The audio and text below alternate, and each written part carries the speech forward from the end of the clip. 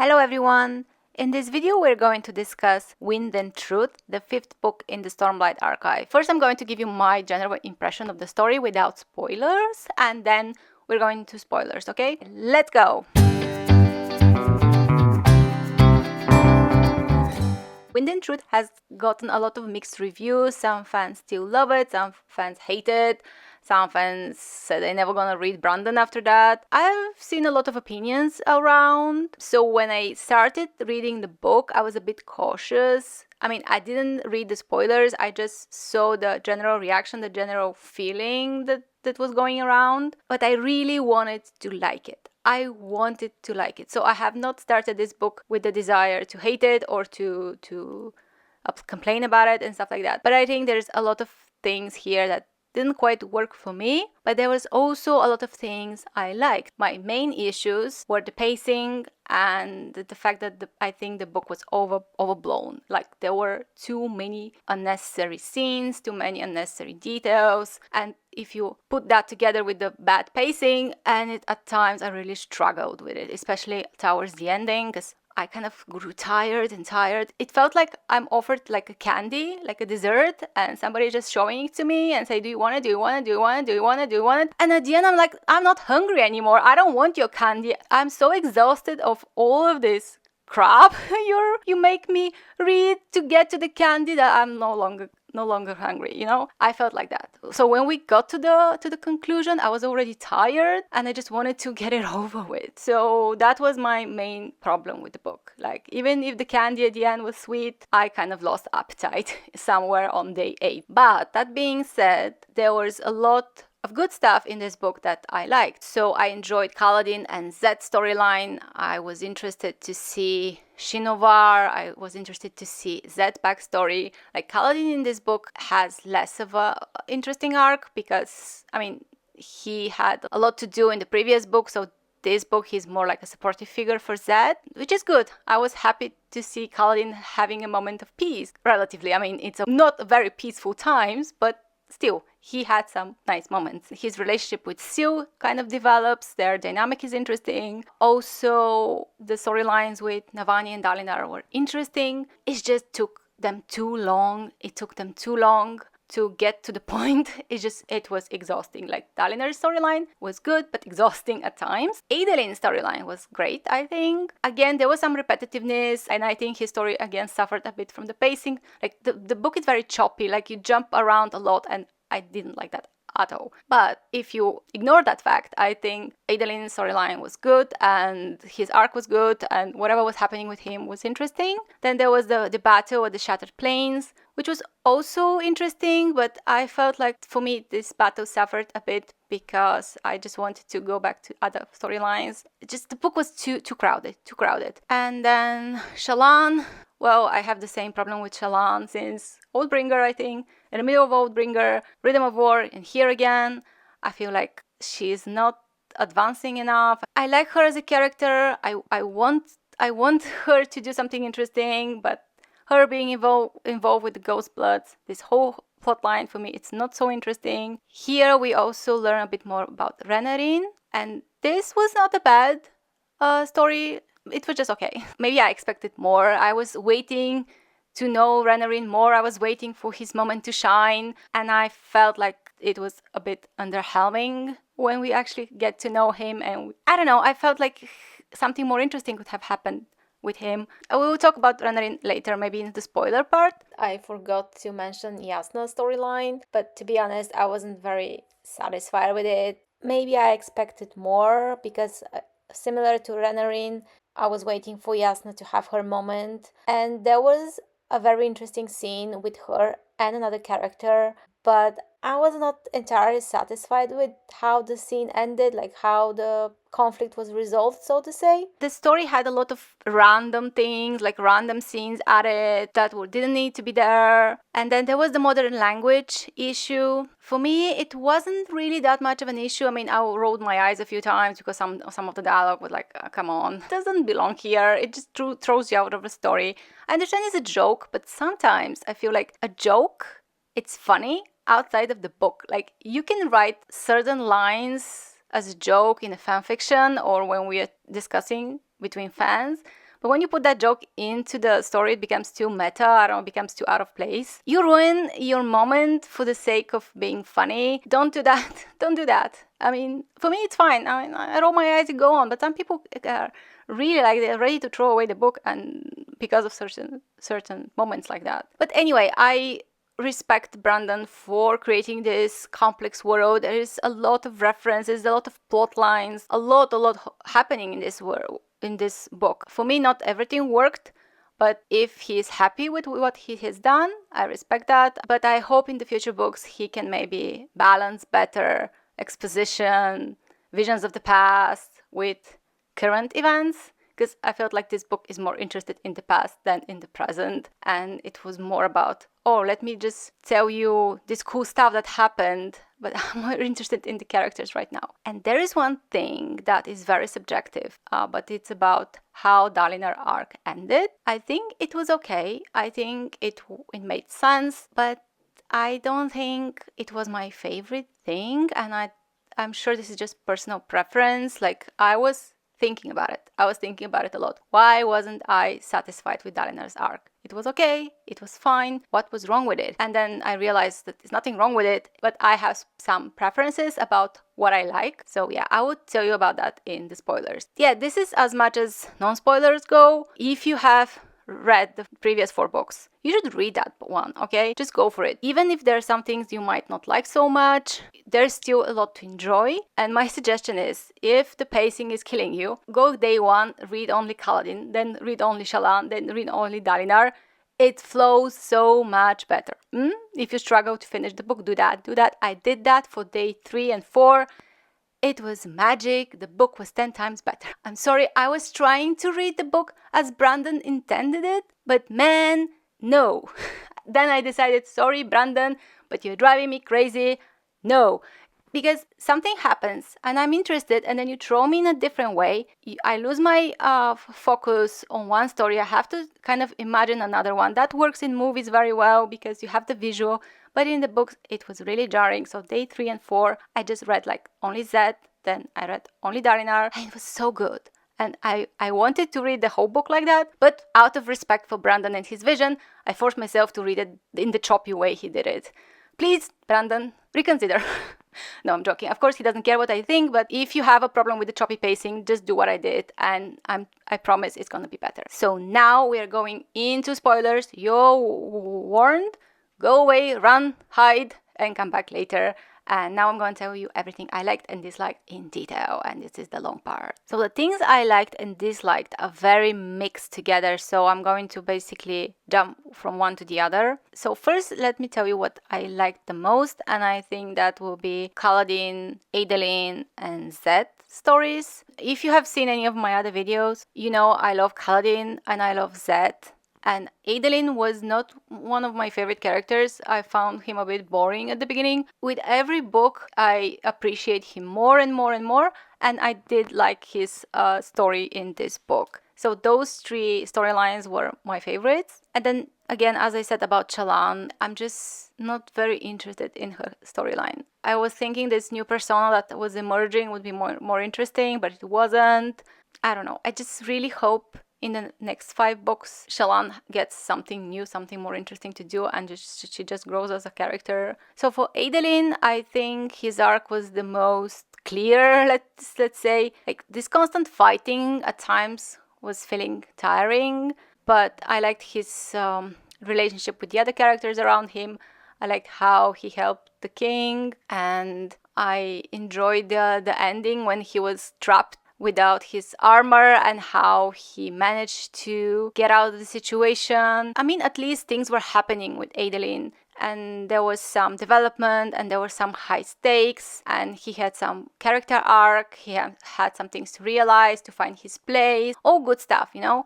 So I enjoyed his arc. Then Dalinar is like, I'm going to talk about Dalinar at the end because I have a lot to say about it. Then there was Szeth and Kaladin. So I was looking forward to this a lot because they're my favorite characters, some of my favorite characters, and I really wanted to see how they're going to interact. I enjoy the concept of it, like Kaladin being the therapist and helping Szeth, but I felt like sometimes Kaladin was too self-aware. Like, For example, there was this cool moment when he was kind of saying goodbye to Adolin and Shallan. That was a nice moment. I liked it, that they wanted to meet before they're separated, and they made a promise to get together again. I hope they get together again. Who knows? This was good. Then he was looking at Shallan, and he was kind of reflecting on the past and how he liked her and pursued her. And I was like, what? And then he was kind of reflecting on how their relationship wouldn't have worked, because it felt like so self-aware and so like, I don't know, out of place. People don't self-reflect in this way, and in very modern terms. You can say the same thing, but just with a little bit different wording to feel like more like natural. Like, it felt very unnatural, very, very weird. And this happens a lot in this book. Like, there was a joke about Kaladin calling himself a therapist, and there were some scenes there in throughout the book that were like so, like, I don't know, like Adolin explaining to that girl why she cannot fight, as if explaining to a young person how the world works. Like, it felt so patronizing somehow and so unnecessary and so on the nose. And then again, there was Kaladin and Szeth going to, was it a library?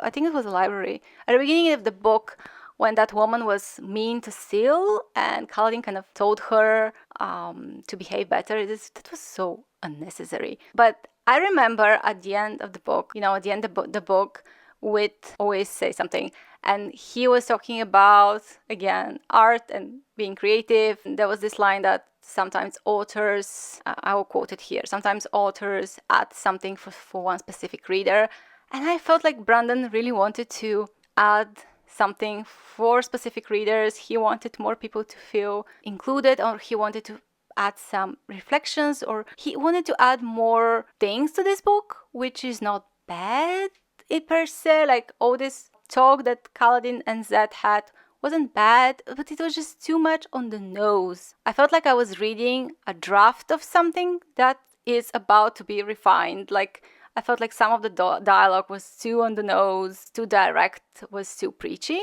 The meaning was not bad, the intention was not bad, it's just the way it was presented that could have been fixed a bit. So there's a lot of these things, a lot of random additions that felt unnecessary to the story. Like, if you want to show that in this world you have same-sex couples, okay, you already, I think, mentioned it before, a couple of books, we already established that, so it's okay. Why you have to mention it again and again and again? How does it add to the story? It's enough that we have Renarin and Rline storyline. Their storyline was interesting. They were cute. I liked their relationship. But I felt like Renarin had like so much put into him. First, he's kind of the quiet one. Then he's also autistic. And it's like, anything else you want to add to this guy? I don't know, the more you add to him, the more he feels like a placeholder, like those kind of characters that are black, gay, and foreigners. So they cover 3 checkboxes. I felt like he didn't have to be all those things. I don't know how to explain it. Sometimes it felt like he covers a lot of checkboxes, and I wanted to know more about him as a character. I felt like there might be something more interesting about him. But I did like his relationship with Ryan. I'm going to call him Ryan because I don't know how to pronounce it. Sorry. Yeah, I'm so bad at the fantasy names because they're written so strangely. I like that the fact that they were friends before, because each of them is kind of an outsider in their community, and they come together and form a friendship, and then the friendship becomes something else, and they was cute together. And Shallan's reaction to their was funny. Sometimes, you can be conflicted about your opinions, right? So I'm conflicted about my opinions about Renarin. On one side, I like him, I like his relationship, and I like that we got more of him in this story. But on the other hand, I felt like he was too many things at the same time. So none of those could be properly explored because he didn't have enough time. I don't know. Maybe I have to think about Renarin a bit more. Now, let's talk about my real issue about the book, and that is really that it had too many visions. Okay, I can forgive the random lectures from Kaladin or Adolin, or random lectures from the characters. There were at least just a few paragraphs. Those visions of the past really what killed the book for me. And besides the pacing. Why? Because on one hand, it was interesting in the beginning. Dalinar is going to the past. Oh no, I was going to talk about Dalinar at the end. Let's talk about Kaladin and Szeth. Let's talk about them. I'm super disorganized. When I start to talk, so many thoughts come to my head. I'm sorry. So let's talk about Kaladin and Szeth. I really enjoyed their adventure. And even though it was, again, quite simple, like Szeth is going to it felt like a video game. Szeth is going somewhere to fight an ex-boss, and the bosses are getting more strong. But at least it was fun. I was curious how he's going to win it in this Mortal Kombat. I liked reading about Szeth. I really love Szeth, and so I was curious to know his backstory. I felt like his backstory was interesting and the way he wanted to help, but things turned against him. But at times I felt like his way of thinking was a bit too kind of simplistic, almost childlike. I guess that was the point, but I felt like it could have been a bit more layered, a bit more complex, and a tiny bit. It would have been better. I would liked it more. Then again, when Kaladin was trying to help him, I liked the idea of it, but I felt like these 10 days were not sufficient, and I think it would have been more interesting if they have more time together to develop a relationship, some kind of a friendship, and I would have liked it if it was less as a therapy session and more like two people building friendship or just sharing and helping each other. So I liked it, but maybe I expected a little bit more of this relationship, of this dynamic, and I think it's just that the fact that they had only 10 days didn't allow them to connect as much as I might have wanted. It was still cool and it was interesting, and I liked all the fighting with the different bosses. I think Brandon said in one of his lectures that we as readers like competent people doing their stuff, and it's true. Like, that Szeth is an amazing fighter and you want to see him in action, I mean, you do, and then you want to see Kaladin joining in and you want to see them fight the bad guys. I mean, that's always fun. And there was also the emotional side, like Szeth and his little sheep.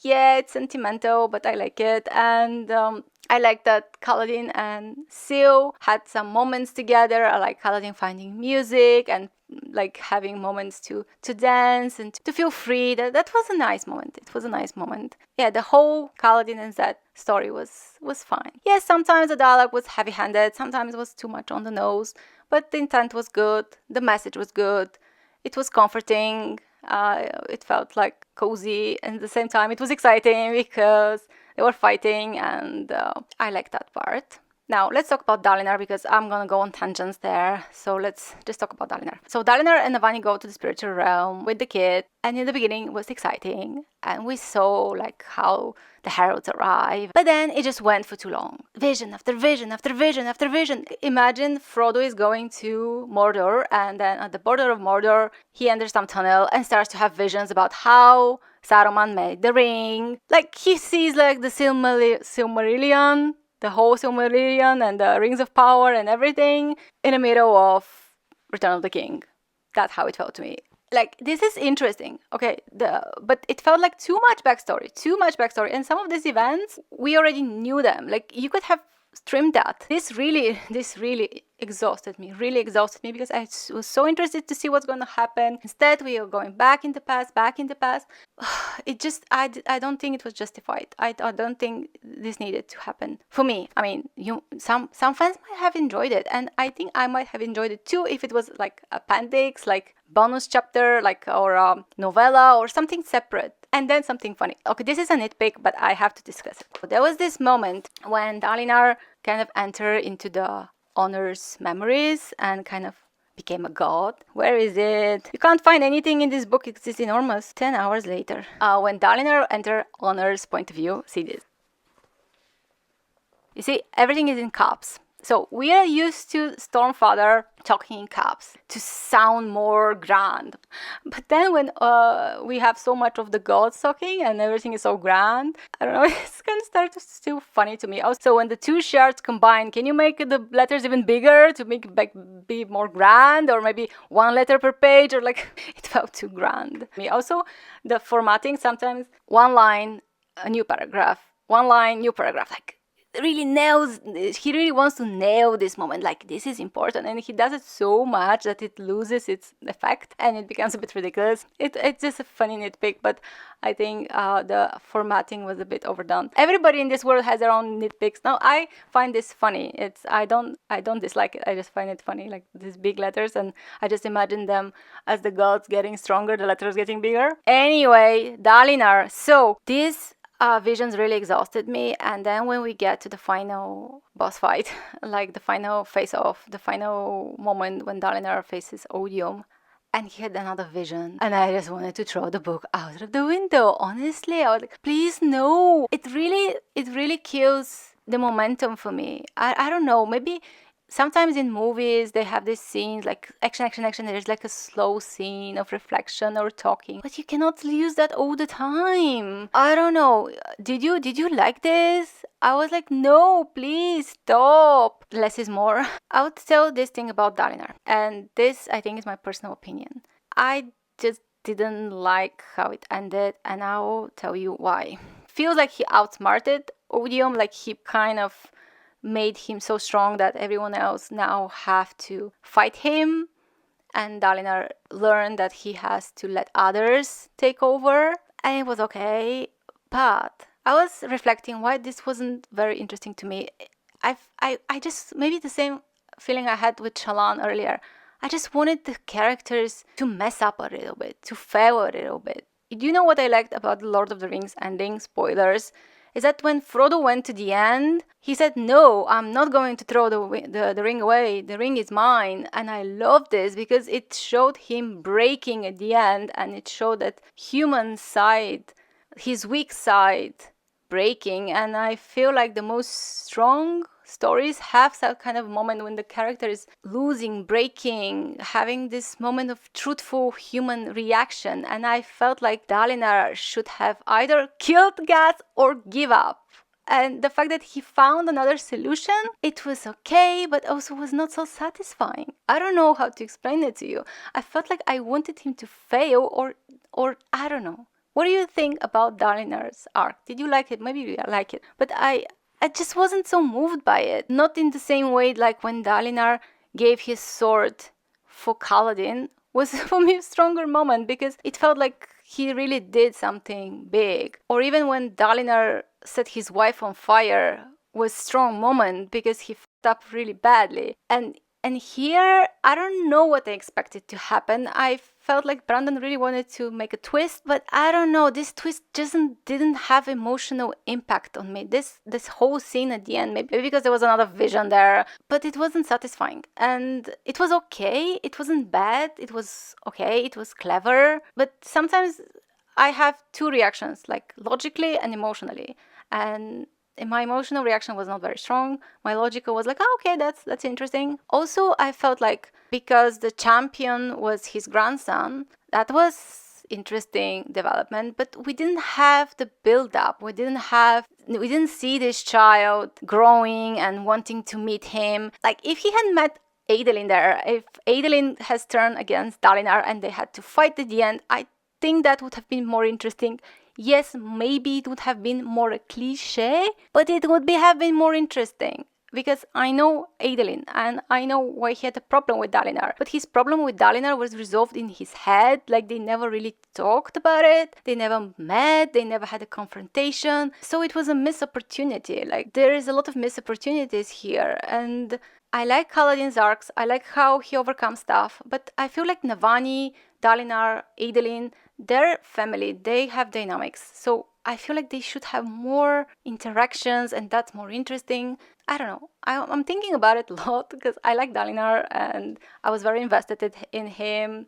I mean, he made a sacrifice in a way. He found the loophole. He finally did something smart. No, I'm joking. He did a lot of smart things before, despite struggling with it. And I feel like we're gonna see more of Dalinar in the future, or some version of him probably. This arc seems finished, and I didn't feel it. And I still want to read the rest of the books. I'm still interested to see what's gonna happen with Kaladin. It felt like Szeth got married, so maybe he's gonna live happily after without his hand. Why did you have to get his hand, poor guy? Oh, my favorite Nightblood. love Nightblood. I love Nightblood. I hope we see more of it. So yeah, I want to see how the characters gonna get together. So I'm curious about the next 5 books, and I presume that the next 5 books have some interesting ideas there. I mean, I trust Brandon that he has interesting ideas. I think he is very clever, has a lot of good plot twists, very good characters and stuff, but sometimes I don't think he finds the most interesting way to present his ideas, and sometimes I don't think he knows how to cut out the necessary. Sometimes you have to cut out some stuff so others can shine. You really have to. For example, even here, Vanley's storyline, like she was in the trenches, like she was like crawling in the shattered plains and trying to reach the city. And then they had this clever way to regain the city. It was okay, but again, it was okay. It was okay. This is just okay. When you have so many stories, some of them are just okay. And I feel like Vanley's story in general, again, wasn't very satisfying. Didn't really bring to something very exciting. Perhaps she still has a lot of growth to do in the next books. So when I finished Wind and Truth, I was so exhausted with a lot of mixed feelings. But now that some time has passed, I think more of the negatives kind of fading away, and I just remember the moments I liked. And I feel like I'm more forgiving to this book because I like the previous 4. But if I have started this book, like if I judge Wind and Truth on its own, I think it's very convoluted. I don't know what more to say without getting too repetitive. If something comes to mind and I want to discuss it more, I'll let you know. I want to make one more video about the Stormlight, just general video to tell you my impression from the series as a whole. That is coming soon. Let me know what is your experience with Wind and Truth. Did you enjoy the endless visions of Dalinar? Did you like his arc? Maybe I'm still processing it.